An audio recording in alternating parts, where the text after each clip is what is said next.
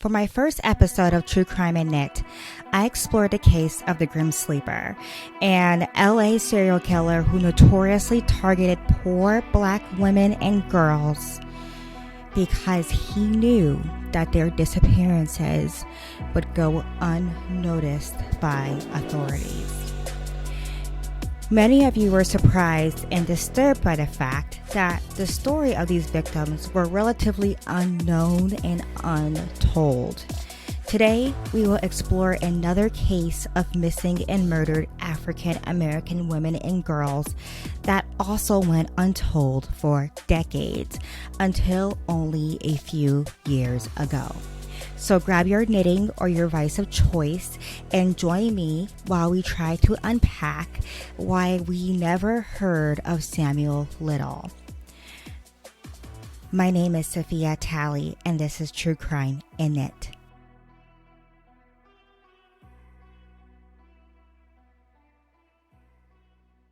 In 2012, 72-year-old Samuel Little was arrested by a homeless shelter in Kentucky on a narcotics charge. Samuel was your definition of a career criminal, and his record dates back to as far as 1956. Besides having substance abuse issues, Samuel's record includes shoplifting, fraud, solicitation, and breaking and entering. He had a history of violent behavior. In 1982, he was arrested for the murder of 22-year-old Melinda Rose Lepre in Mississippi, but was found not guilty. In 1982, he was tried again for the brutal murder of 26-year-old Patricia Ann Mount in Florida.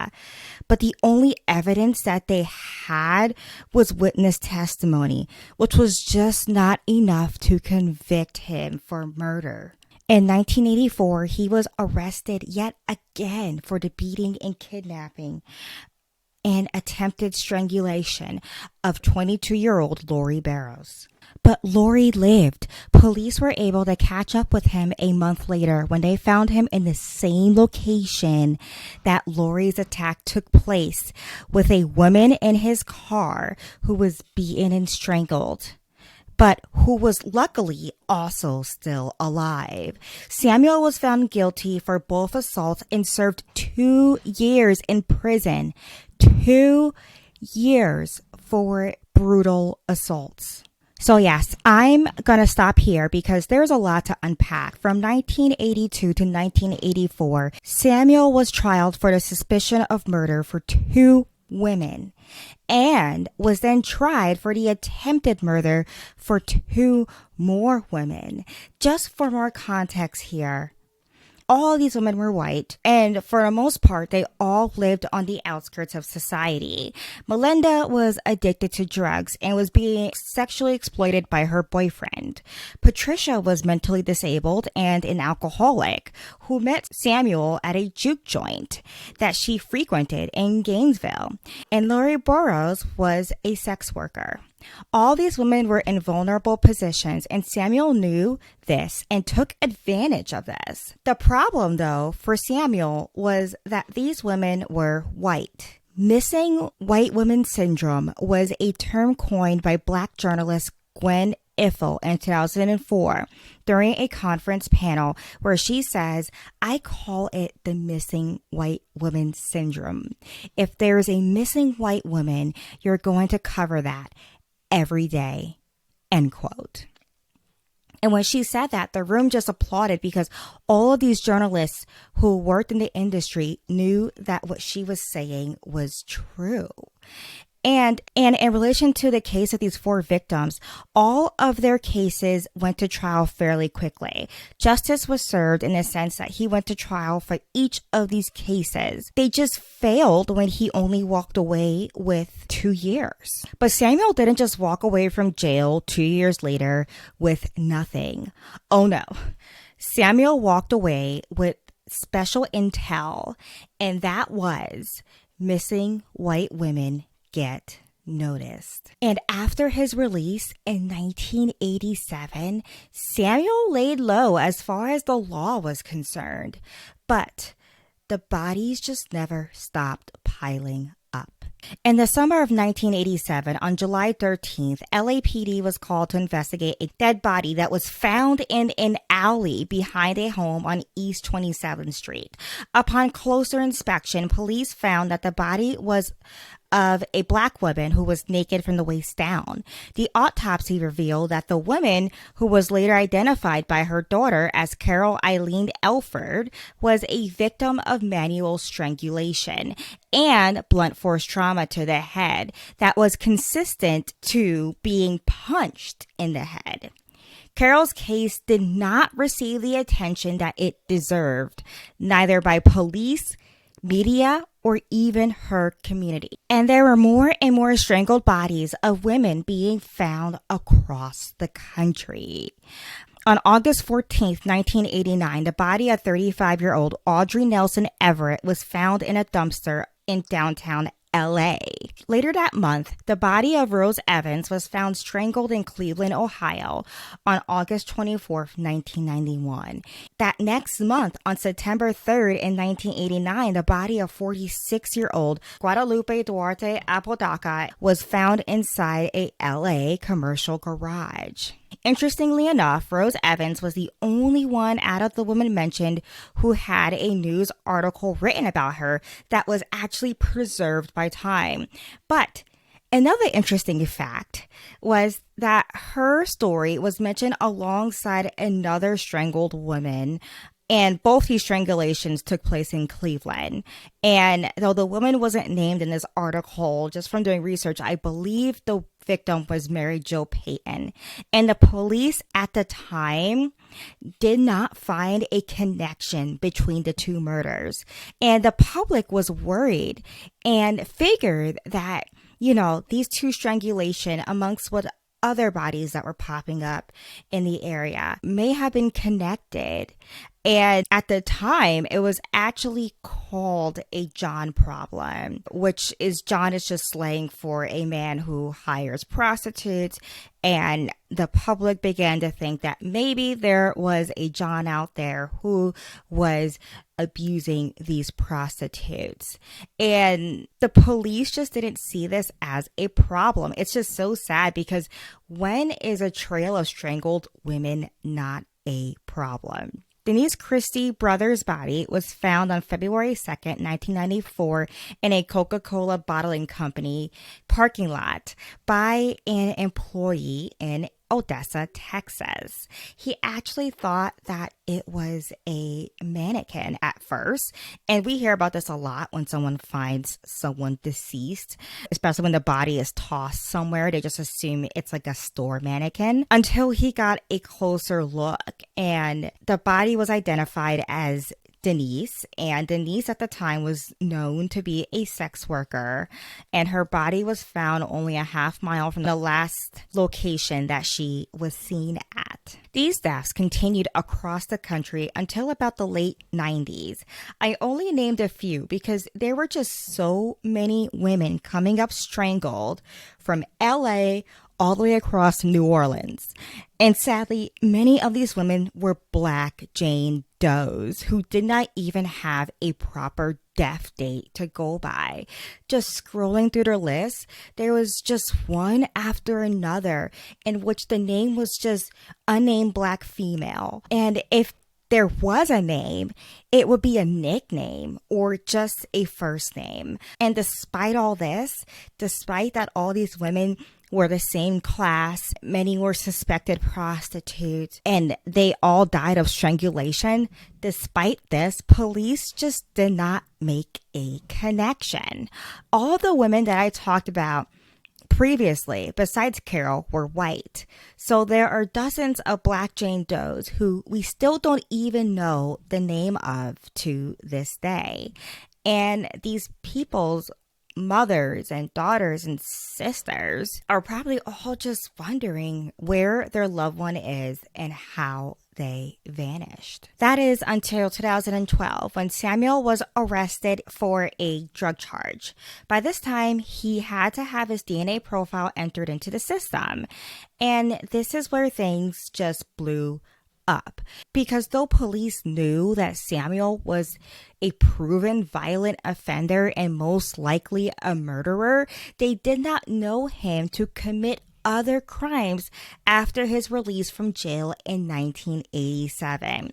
So it must have been a surprise to everyone when his DNA matched the DNA recovered from the murders of Carol Eileen Elford, Guadalupe Duarte Apodaca, and Audrey Nelson Everett.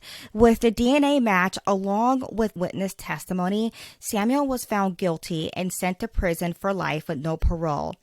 And the thing was, despite DNA evidence, Samuel continued to defend his innocence. And now it's time for a intermission.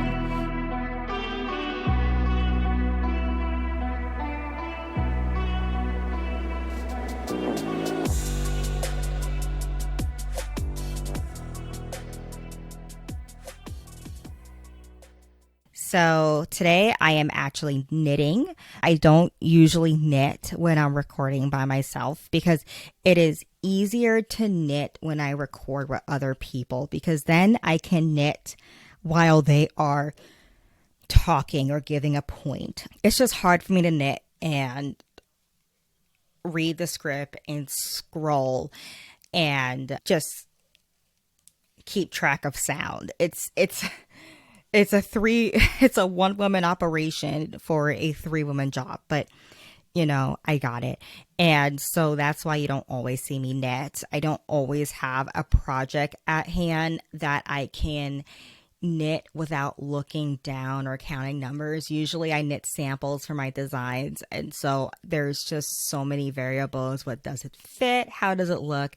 Whenever I knit a design, because if for those who don't know, if this is your first time listening, I design knitwear. So I come up with knitwear designs that I then turn into knitting patterns for people to make at home. So because of that, even though I tend to draw every design up and swatch and things like that, I still just stare at every design for possibly like an hour a day. I probably spend just staring at my knitting, trying to figure out if I like it. And so because it's such a visual process, I usually do not knit on camera, or else I will be looking down and stopping throughout the entire script, trying to figure out if I like my project or not. And I do end up frogging it, because one minute I'll decide I don't like it, and then the next morning I'll wake up and be like, you know what, maybe I shouldn't have frogged it. So it's just easier for me not to design knit. And then I don't always just have a mindless knit on me. I don't know why. I mean, I probably do in my thousands of whips that probably have been being worked on for years now, but it is what it is. I have a million whips, and hopefully I'll be able to finish one of them. So today I am working on my rainbow gin. I'm almost done with the test knit. Thank you, test knitters. And it is amazing. And a story came out with the rainbow gin in my test knit. So when I was inspired to knit the rainbow gin, and I'm going to put it on because even though I'm sweating and my glasses are fogging up from all these lights and just being a hormonal lady, I'm just gonna put this on. So when I first came up with the rainbow gin, it was around Pride Month, and I wanted to knit something with rainbows. And I didn't want it to just be about Pride Month, because I felt like the appreciation for Pride and the acceptance of everyone's sexuality just shouldn't be confined to a month. And also I knew it was already Pride Month, so I knew I couldn't bang this out as a quality pattern by the end of the month. So I decided to just make it a rainbow gin that can be adapted and is encouraged to be worn during Pride, but it also can just reflect anything. For example, I love rainbows as a person just because I've recently, well, not recently, my rainbow baby is now 2 years old. And a rainbow baby is a baby that you have after a loss. So I always loved rainbows after having my son Bo. And so that's why I tend to wear them. My room is very bright. It's just important to me to celebrate the fact that I had the privilege to be a biological mother. And so that's why I really like rainbows. I tend to put it into things like that. But then I also appreciate it for Pride Month. And I also like that then you can customize it to put whatever pride flag that you identify as in the sweater yoke. And for those who can't see the sweater, I probably should have described this before.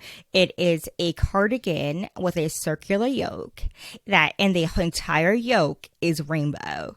And the pattern gives you tips on how to arrange different color combinations, and that you don't have to make a rainbow. You can use any scrap yarn you have, or you could use a multicolor skein of yarn that transitions to different colors. There's just so many things that you can do with this pattern, and that's pretty much the whole point of the rainbow gin, is that you can make it whatever color that you feel like expresses you.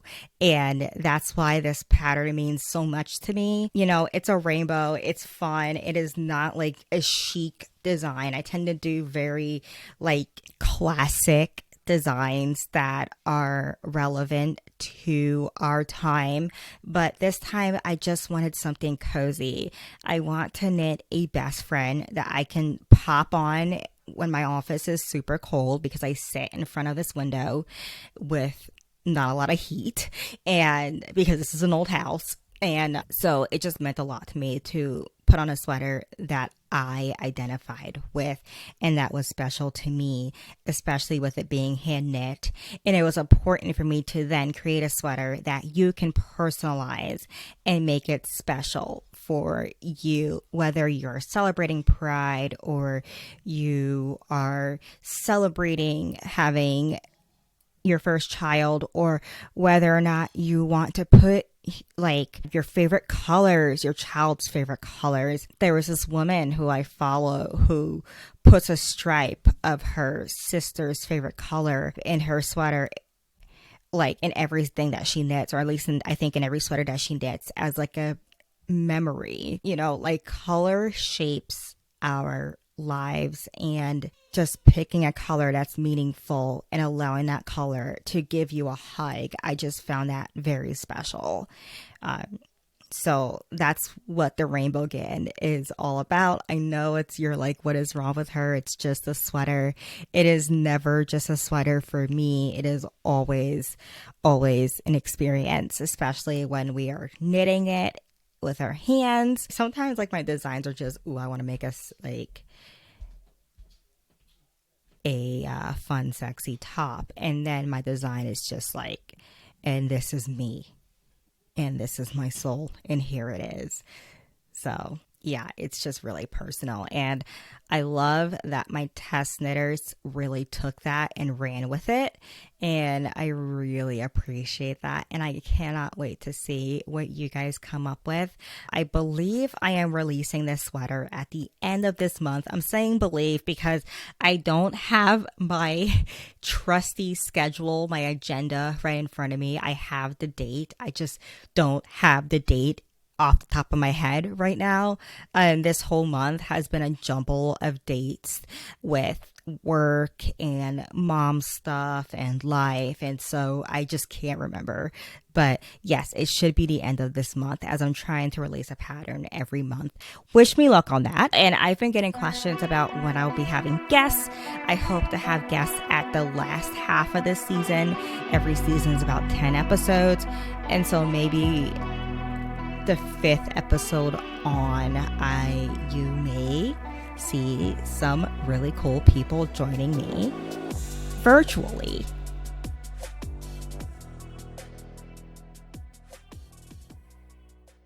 In 2017, Texas Ranger James Holland was teaching a class on interrogation at a conference in Tampa, Florida. Another officer came to Holland with a problem. He suspected that a man named Samuel Little, who traveled around the U.S. throughout his life, may be connected to one of his cold cases in Florida, and possibly even more cold cases around the country. The officer wanted some tips from James about how to approach Samuel for an interrogation. And before I continue, I just want to take a moment and just say, this is some solid police work on this officer's part, to ask for help from a specialist rather than just go in there and botch the interrogation, which happens quite often in the past, and we will see a botched interrogation at the end of this. So it happens. And I really like, how he asked for help from a specialist. So anyway, James became interested in interviewing Samuel himself. And so he went to his own resource, the FBI Violent Criminal Apprehension Program. These specialized FBI analysts tracked and gained intel on violent crimes such as sexual assaults and murders. The Violent Criminal Apprehension Program, also known as VICAP, gives law enforcement across the U.S. access to a database where they can input violent crimes, whether they are confirmed or suspected. Then, the FBI can analyze key factors about this crime, such as location, victim stats, dates, and things like that, so that way they can connect any similarities to a perpetrator. VICAP is the resource that police officers go to when they are trying to track a serial killer. So, with the help of VICAP, James uncovered more chilling info about Samuel.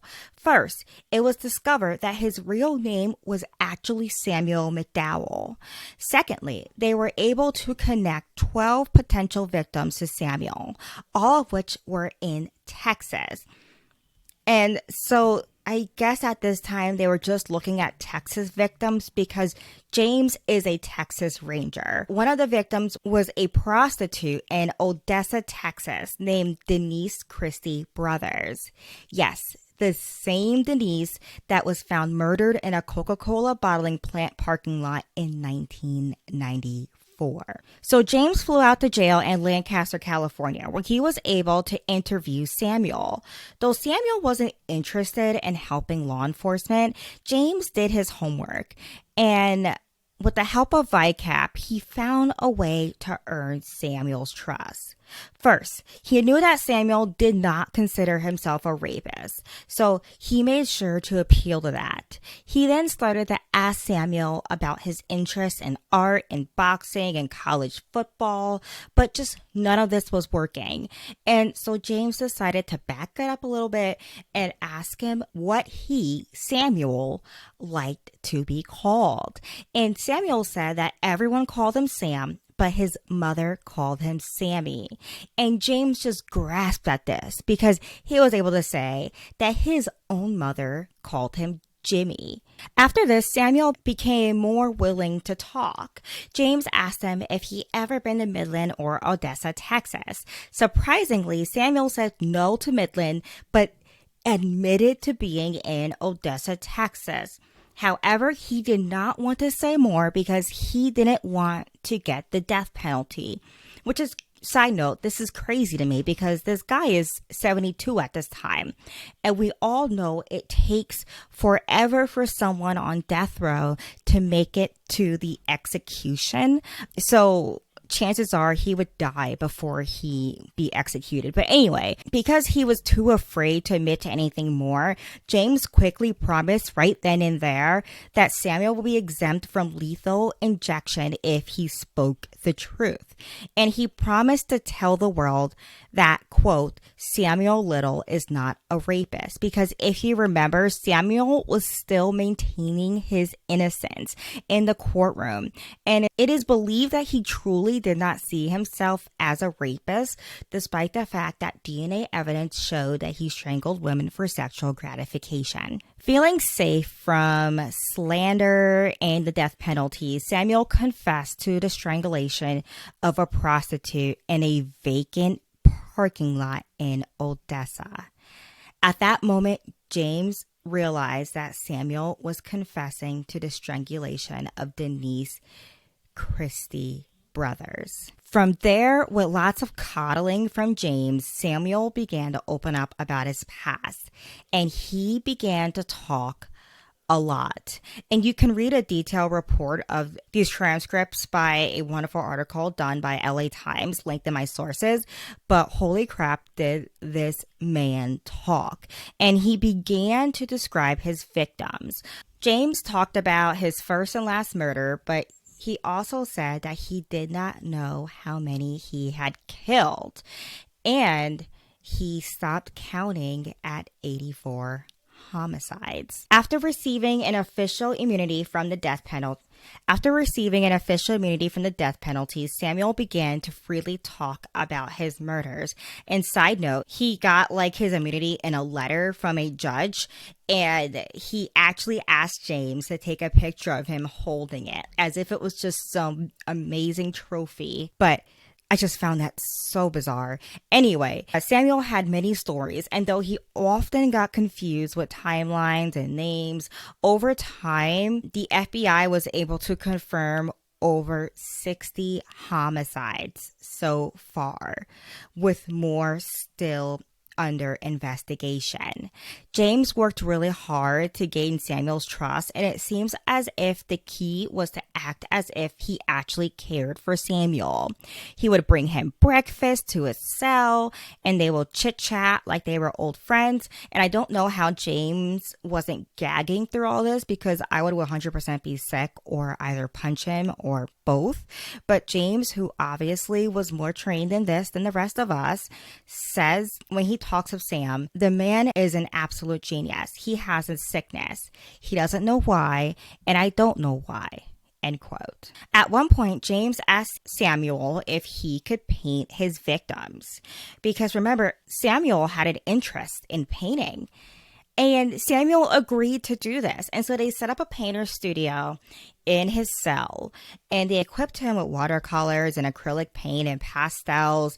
And with these, Samuel created some very realistic portraits of his victims that were so accurate that they actually assisted in identifying these victims. Samuel confessed to 93 murders, and as of the recording of this podcast, again, only over 60 of these have been confirmed. So we are about a third of the way there to confirming these confessions. And at this point, it is somewhat believed that he was telling the truth, just because we're so far in and we're seeing some evidence. It is suspected that Samuel's first murder took place on December 31st, 1970, with the victim being Mary Jo Brosley. Samuel met Mary Jo at a Miami bar on New Year's Eve. Mary Jo left with Samuel in his car, and they drove to a secluded area towards the Everglades.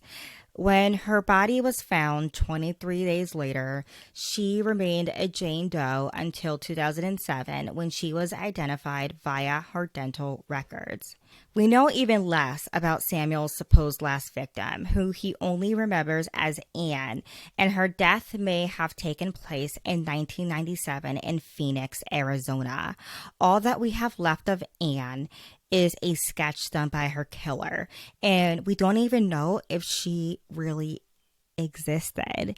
And how horrible is that? Is that the last person to keep your memory alive is your killer? It's just tragic. And I don't know, I just feel bad for the women that, especially the ones that all we have to confirm their existence and their death is a painting done by a creep. On December 30th, Samuel Little died of natural causes at the ripe old age of 80 in a cozy hospital in California. But the story just can't end with his death. Today, the FBI actually have compiled a list of all of the unidentified victims that Samuel had sketched in hopes that people can identify them just from their sketch and whatever stats that Samuel remembers about them. The public had already helped to identify 16 of these women, so there is a chance that someone out there can give a name to a face and bring a lot of closure to families just across the U.S. For example, a Jane Doe that was found in 1977, known as the Escatapa Jane Doe, was actually identified using DNA evidence as Clara Burlong in 2020. They are still working to give a name to these women and girls. There was also one male victim, a Florida man named Jerry Townsend, who I guess you can say he's an unintentional victim because he served 22 years for the murder of 17-year-old Dorothy Gibson. Jerry has an IQ of 58, and he was coerced into a false confession for 6 homicides. He was clearly coerced, as he said he beaten Dorothy when her body was strangled, not beaten. Luckily, he was finally released in 2001 when DNA evidence exonerated him from all 6 crimes, but this was only after he spent 22 years of his life in jail.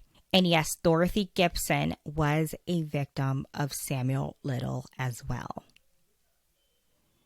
And so Samuel Little just let a man sit in jail for 22 years. He probably didn't even know or cared to know. Even now, families are coming forward, wondering if their missing loved ones may have died at the hands of Samuel. In 2017, the family of Latricia Ann Smith Thompson wanted to know if she was a potential victim. She was last seen on September 1st, 1988, when she was on her way to meet up with friends in Pascagoula, Mississippi. When she didn't return, her family became worried because she had just given birth to a baby a few weeks ago. So she was in a very vulnerable position and her body was still recovering. Her family did the right thing and reported her disappearance to the police. However, the police never opened an investigation for her. Yes, they never opened an investigation for a new mother that could have been bleeding out, passed out anywhere.